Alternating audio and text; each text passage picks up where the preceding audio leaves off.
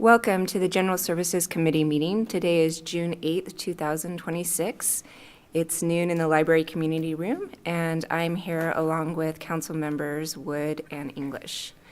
Today we have before us 5 items, and we're going to start with Captain Dave Hagar for the first 3. Welcome.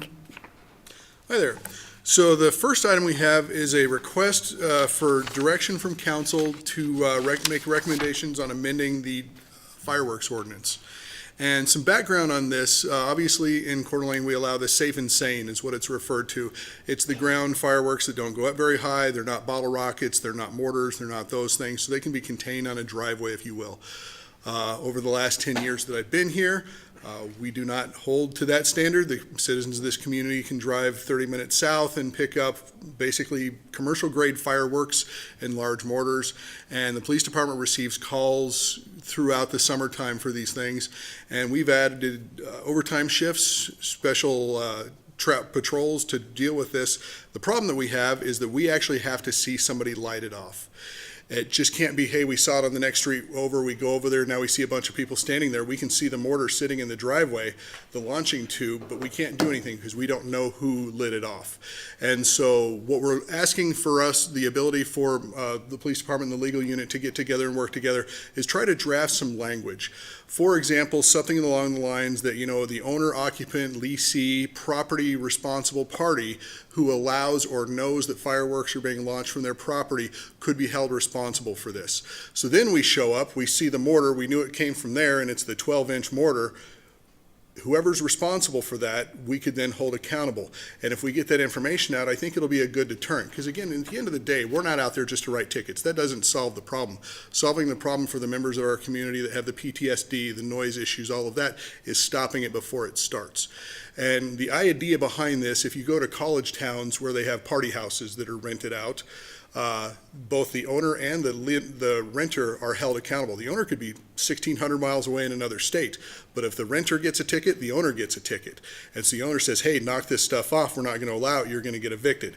So if you're there and you're the owner of the property and one of your friends wants to come over, you're going to be held responsible. Now, if we see both of them do it or the person admits it, we're going to give tickets to anybody that's involved, but at least having the language to do this. Randy also last week did some research on some other ordinances and some different just technicality type of things that we might want to look in. But really what we're asking for with this is direction from the council to move forward with some addendums that we can bring back to the council for recommendation for inclusion in the code. Great. Any questions? Thank you, Madam Chair. Captain Hager, you addressed it very well from the complaints that come to the police department from the community. I can tell you council gets a lot of feedback as well, especially this time of year when people start understanding that the fireworks shows are coming, because they usually start 2 weeks before the 4th of July and go 2 weeks after. And the biggest complaint, of course, is the noise that keeps them up all night, but it terrifies their pets, that because it's going to be dry, the fire danger. So these are really valid concerns that it's been difficult to address. Last year, I talked a little bit about let's find some way we can meet the community halfway, maybe even have our own location for people to come and shoot off fireworks. But this is probably better because you can still be extremely patriotic and purchase the safe and sane and go out and have a little fireworks show in your neighborhood. It's just, we don't want you burning somebody's house down, keeping people up all night. And so this actually gives you a little bit of teeth, and we haven't had that before. Right. And so I would absolutely support this moving forward to council. Well, I'm supportive of it. I just wonder about, resources in terms of, I can only imagine once this is out there, how many calls for service you would get, but I would think that the calls for service probably aren't going to change. We get a lot of calls for service for these anyway. It's just going to allow us that once we get there, okay, that we can take some action. It may increase some because, again, anytime the police department engages with the community and shows the extra effort to work on that, yeah, our calls for service actually go up. Even if we reduce crime, reduce incidents, the community says, hey, they're partnering with us. Yeah. I may call about something I wouldn't have before. So we may get some extra calls, but with this teeth, I think we'll be able to add some extra satisfaction to the community. Yeah. good, and lots of publicity about it, so. Right. Okay, good. Thank you.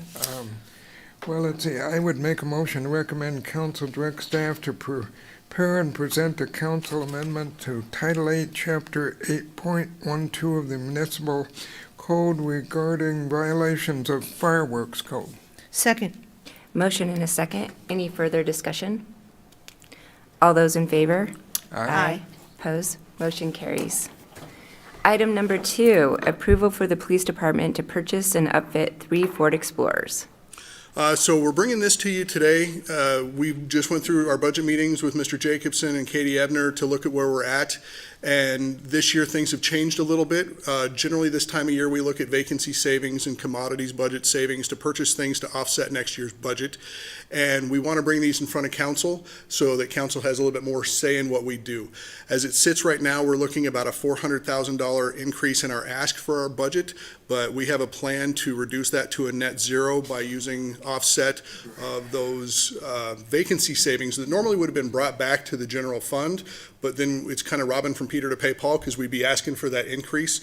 And so we're going through now. Some of the things that'll help us is a little bit of a cost multiplier or a cost reduction, if you will, is the 2027 police interceptors, the Ford Explorers, are going to have a different engine, and I could go into it with you, but I don't understand the aspiration on an engine. I know I turn a key and the thing drives, but they're supposed to be about $4,000 to $8,000 more. So if we can offset by buying 3 of them now, that's going to save us, $12,000 to $24,000 down the road.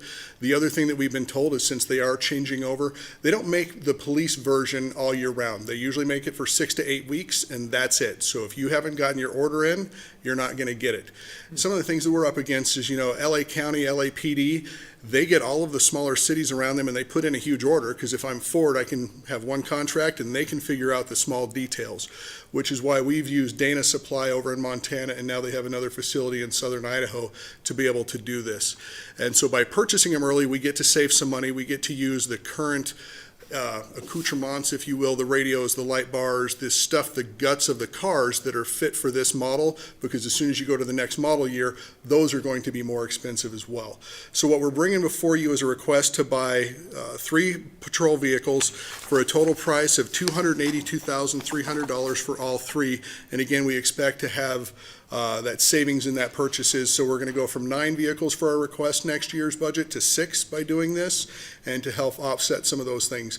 And again, we're estimating about $650,000 in just personnel budget savings, possibly more, but I try to be pretty conservative on that. And so this falls well under that. But again, this is monies that would have gone back to the general fund. We're just asking for now to offset. So we're not dipping in. We haven't gone over our budget. I just want to make that clear. We haven't gone over. We're just wanting to reallocate personnel funding for commodities funding. Thank you. Great explanation. Thank you, Madam Chair. Captain, if we order these, how soon would you get them? We believe that Dana still has 6 on their, again, I didn't check this morning, but as of last week, they still had 6 on their fleet. It would be a function of getting the guts down to them to install because every agency has different brands of things that they do. But we believe that we could have these by the end of September. That's wonderful. It is a huge cost saving to be able to take the equipment off of the old car. I talk all the time about when I was working there, I drove a jalopy, and we got so far behind in our replacement cycle that it was a huge budget crisis when we did have to buy them all at once. And so the replacement cycle that you have, what is it you try to do every year? Well, I appreciate that you asked that question. So we have our marked units and our unmarked units. And something that we've done, about 8 unmarked or 8 marked units a year, depending on exact mileage and things like that. We had some stripped last year, so we could only get the 6, so that's kind of why we're going up to 9 for this year. But something that we've done to really save the city a lot of money, there's 2 programs that we use. GSA is a program where government can sell to other government entities vehicles, and we can usually get them for about 50% of the market value. For example, the Park Service may have a vehicle that they bought 5 years ago, and it's more of an admin vehicle that has 12,000 miles on it. It's 5 years old, and we can pick up a Dodge Durango for $17,000 $40,000 that on the open market would have been $35,000. So we've done that. The other is the Defense Reuse Military Office. Big wording for the military gets done with vehicles, and they put them out on a website, and law enforcement can go. The only thing it costs us is the transportation here, and so we find military facilities nearby, and we can go pick those things up, drive them back, and it is free. And so over the last few years, we have really done well with our unmarked vehicle program, so we have no unmarked vehicles in the budget for this next year because we're doing well enough there that this will help bring us back up to where we've kind of kicked the can down the road for the last couple of years and bring us up to where we need to be so we can get back to just that 7, 8, 9, depending on where we are with the number of officers that we have. Thank you. Well, we know that they need a vehicle. You're getting called all the time to respond. So with that, Madam Chair, I'd make a motion to recommend council approve the police department purchase and upfit 3 Ford Explorers for marked patrol use pursuant to Idaho Code 672803, Section 1, using remaining personnel budget authority in the department's existing general fund appropriation. Second. Motion and a second. Any further discussion? All those in favor? Aye. Opposed? Motion carries. And let's put this on the full agenda. All right, moving on to item number 3, approval of the purchase of one Cortex Flow forensic photography system. I'm just going to refer to it as the Bruise camera to make it easier for all of us.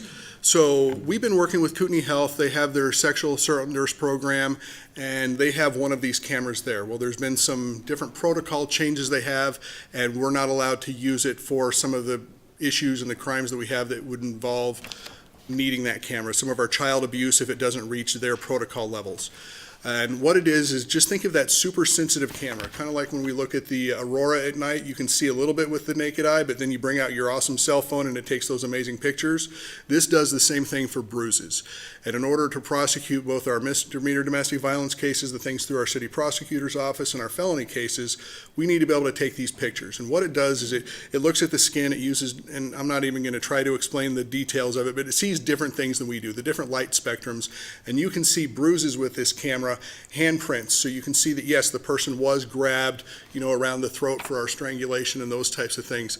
And we just don't have the ability now to use it on the number of cases that we have. And without this, it hinders our ability for prosecution and successful case investigation. And again, it's an $18,109 item, so it's a camera, it's the software behind it to help ensure the chain of custody for court preparation, all of those things. And again, this is going to be part of that savings that we would have given back, and this is where it comes from. Wish we didn't have to spend it on that, but again, because of the protocol changes with the hospital, this is really imperative to use for our community. It's unfortunate that we have a lot of these domestic issues and child abuse that are repetitive, and by having this advanced technology, we're hoping to cut some of those repetitive issues down to be able to prove it on the first go-around so we don't have repeat victims. Thank you. Well, this is certainly critically important, so any questions? Yeah, just in terms of, in the span of what the budget, this isn't much, but to have your own that you control and timing, so yeah, that's well worth it. So I'll make a motion to recommend council approve the purchase of one Cortaflex forensic photographic system from Fernerco in the amount of $18,102 pursuant to Idaho Code 67-28031, using remaining personnel budget authority in the department's existing general fund appropriation. Second. Slight correction, 18,109, just for the record, but Madam Chair, it seems like this could go on the consent agenda. agreed. Any further discussion? All in favor? Aye. Opposed? Thank you, Christy, that's good. Okay, we are on to item number 4. Presenting is Randy Adams, our city attorney, and this is consideration of an amendment to the city's municipal code to add new chapter 9.15 chronic nuisance properties. Good afternoon, General Services Committee. This was requested to be put on the agenda at our last council meeting back in 2020, 6 years ago. We talked a little bit about a chronic nuisance ordinance. and it was tabled or postponed or taken off the agenda. So we're back here primarily because of property that we're dealing with at 361 Mill, but there are other properties that are potentially affected. A chronic nuisance property is basically defined as some place, a residential, usually a residential, but it could be a commercial building where multiple offenses, criminal offenses, or other activity takes place on the property. And we really have, at this point, not a lot of avenues to address that. We can, on 361 Mill, we posted do not occupy. That didn't affect anybody. People still occupied it. It requires intensive police observation and frequent drive-bys to enforce these things.